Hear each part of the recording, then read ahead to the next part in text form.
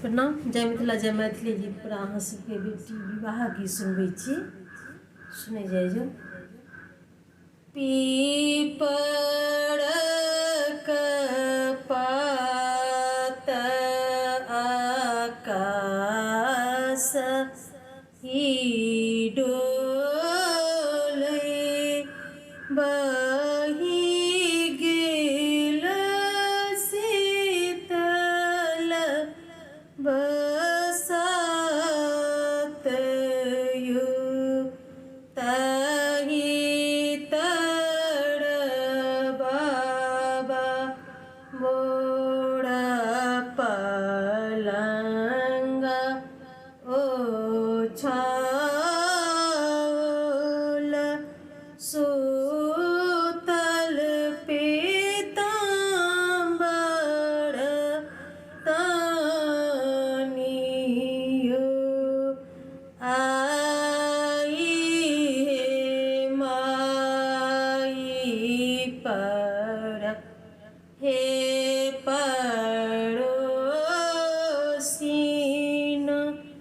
बाबा के दियाने जगाई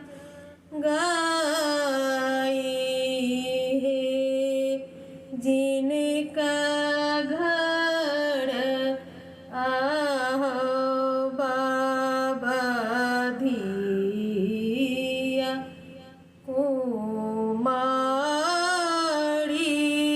से हो कोन सुतल निश्चिंत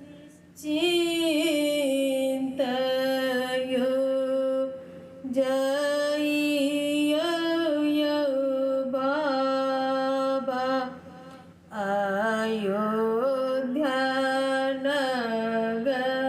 नगरिया ओहिठाम राजा दशरथ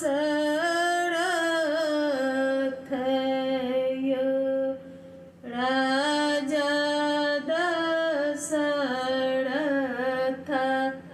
जी के चारि गो लाल छानी चारू बाल कुमारी